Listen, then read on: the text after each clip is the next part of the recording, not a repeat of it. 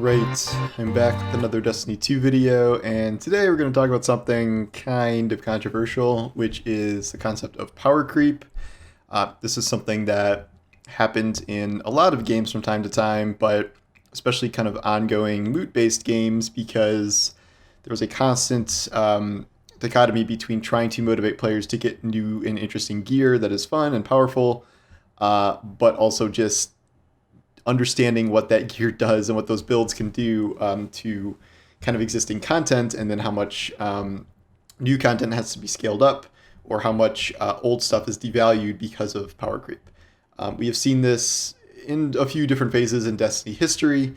The most notable one that I can think of is when we were in the era of kind of instantly refilling supers, where there was a bunch of different exotics that could kind of take you from 0 to 100 if you tethered a bunch of enemies or killed a bunch of enemies while in your well or something, which just meant like constant super spam all the time, and that led Bungie to try and design encounters around that, which is how we got things like Reckoning, where you essentially could only use its tether and well and things like that in order to beat it, because otherwise it was that activity was designed with power creep in mind, and we get into kind of bad situations like this. Power creep also led to the concept of weapon sunsetting, where in order to kind of make sure people weren't just using, the same outlaw rampage weapons forever, they just made it so you can't use any of your old weapons, and you're like, okay, you have to get this new stuff now because your old stuff literally does not work in a lot of high power activities.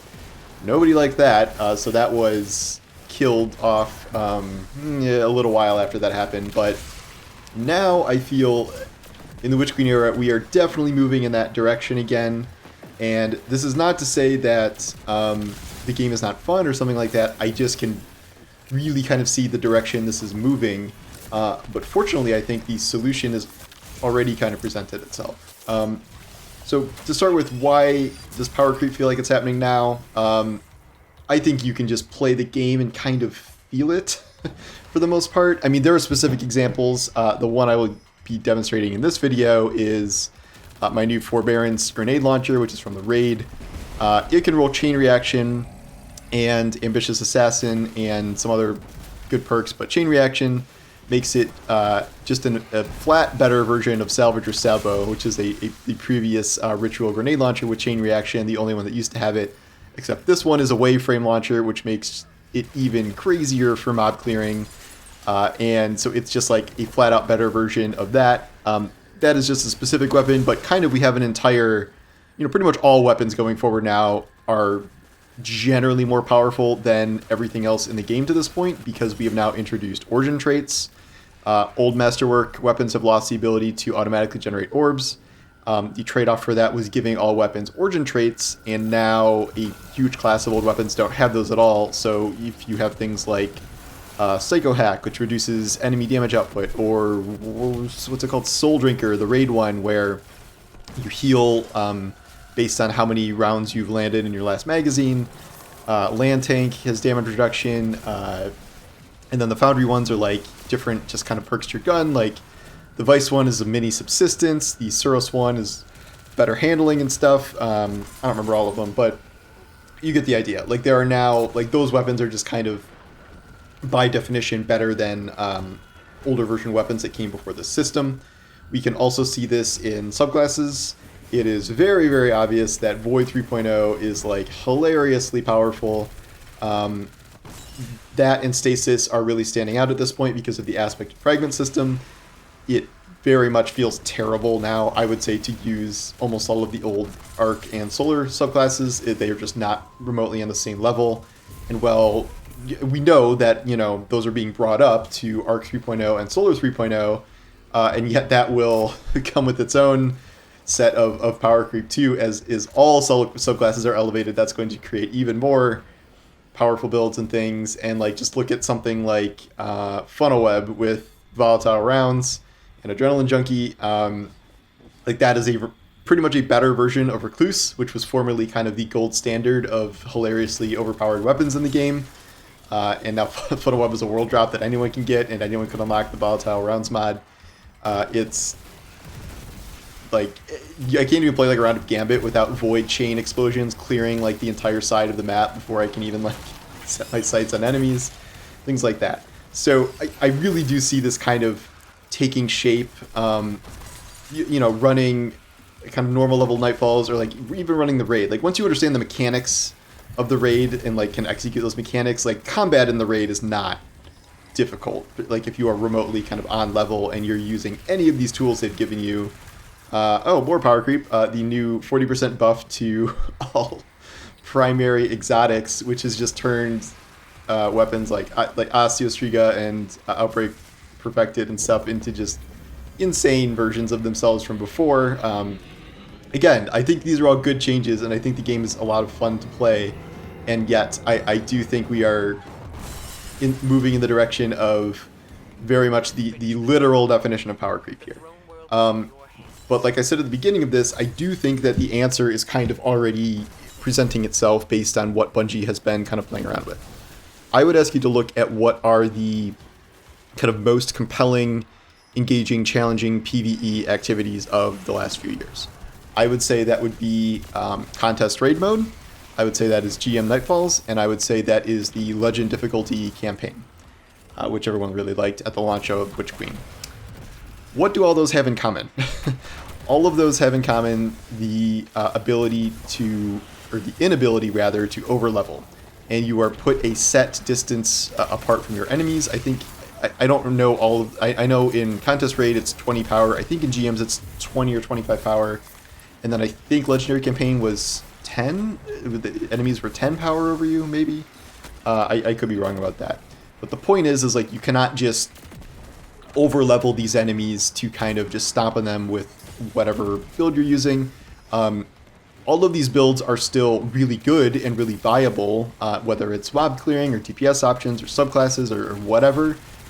It's just you have to use them kind of more creatively and in more smart, intelligent ways than just erasing everything on the screen because these builds are so overpowered, which I would say is the case in almost all other activities outside of this. Right now, 1580 master activities may be a little higher up, and like that's kind of a middle ground, but those can be overleveled, and soon enough, people will be on par with 1580 through artifact power and whatever. So those are going to kind of fall into the same category. And something like hard mode raid, which hasn't happened yet, I've heard a lot of claims or cries for people that they want just contest mode implemented instead of hard mode raid, because contest is kind of a more interesting, compelling modifier than hard mode raid, which can just be overleveled by artifact power, and then it doesn't really like it. Just you're negating the challenge if you just do some very lame kind of grinding. This kind of goes back to the whole idea that maybe Destiny is just outgrowing the concept of power, period. I had heard some rumblings that maybe Destiny was going to do away with power levels when Witch Queen rolled around, but that did not happen. But they are introducing more and more and more activities that are just essentially like set difficulty levels. All of these challenge mode type things, legend difficulty, whatever, with the campaign, those are set difficulties where you are purposely put at a lower level that you cannot overlevel.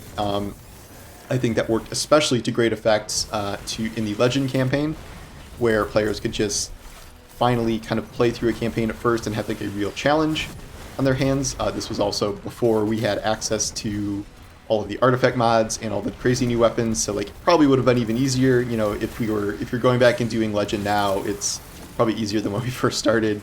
But even then, that benefited from things like the primary buff and some of the Void 3.0 stuff. But that was kind of, I feel like everyone felt like that was sort of the right level of challenge and the right kind of challenge. This also kind of leads into a tangent that I like to talk about sometimes about how I don't believe champions are the answer to the problem with kind of challenge in Destiny. All that does is really, really limit your loadouts in a way that I don't find particularly fun. I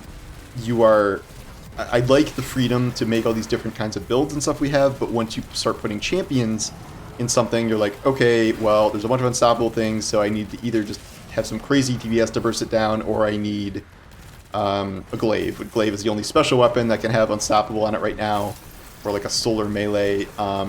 or you have to have a hand cannon or pulse rifle. So like you are limited essentially to those 4 options if you want to be a contributing member of your team, essentially.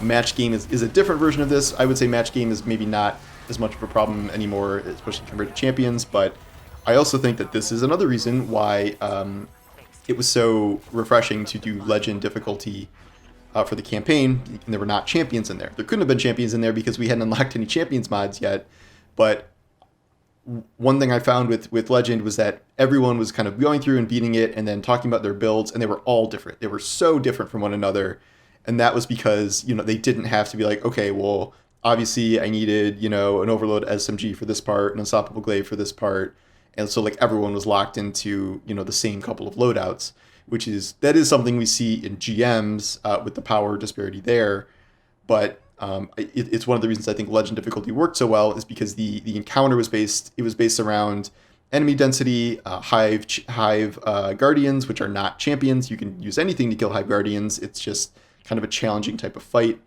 So I think a continued move away from both champions and from like the power level overgrinds of certain activities is a good thing. I don't know if 100% doing away with power level is the answer. Maybe it is, and yet I can see kind of complications from that because there's so many activities you run in Destiny for powerfuls and pinnacles and things, and if that chase does not exist at all, like 100% at all, I can see why that might lower engagement, which is obviously not something Bungie wants to do, and yet the big game could benefit in X, Y, and Z other ways. But I think we may see more of this sort of Legend campaign difficulty type stuff added to the game. And I am also not opposed to ideas like hard mode raid being contest mode instead of something you can overlevel with artifact power or something like that. I never have liked artifact power, to be clear. I've said that many times. I think that's a pointless, grindy system that is very useless considering it goes away at the end of every season. But the point being, I really like all the additions. I do not want Arc 3.0 and Solar 3.0 to be less powerful. I do not want future weapons to be less powerful or origin traits to go away or whatever. I really enjoy all of this new stuff. I think just the rest of the game has to match it in ways that are creative and compelling. And I think that is not just... I don't know if the game is doing that right now based on the kind of array of activities you can do right now. I think it's only the case in a couple different activities, and those are usually the ones where they have a set power distance between you and your enemies, and you can still use all those crazy builds. It's just that it's going to be a little tougher. So we will see where things go from here. I don't imagine like during mid-year or something here that Bungie would do something as drastic as do away with power level, but I think we are only going to see this increase with the 3.0 arrival of Solar and Arc, and future origin traits on other weapons and things. Origin traits are essentially going to be a mini form of sunsetting. Like, yeah, there are still old weapons you can and will use, but I really feel like people are going to be leaning heavily into most of the new weapons, both in terms of you can craft your perfect god rolls on a lot of things, plus they have origin traits. It's just not in the, with enhanced perks for crafting, like there's not really going to be a contest, I think, with many of the old weapons that you've kept in your vault all this time, outside of maybe select old favorites. I'm okay with that in the sense that it's not direct sunsetting. It is not as bad as like, okay, literally all of your vault is worthless.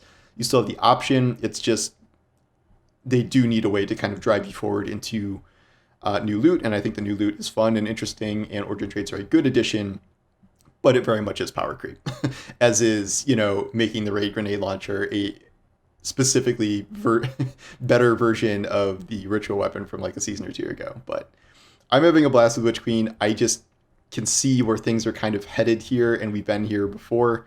I just hope that the solutions for power creep are not maybe as drastic and as daunting as we've seen before.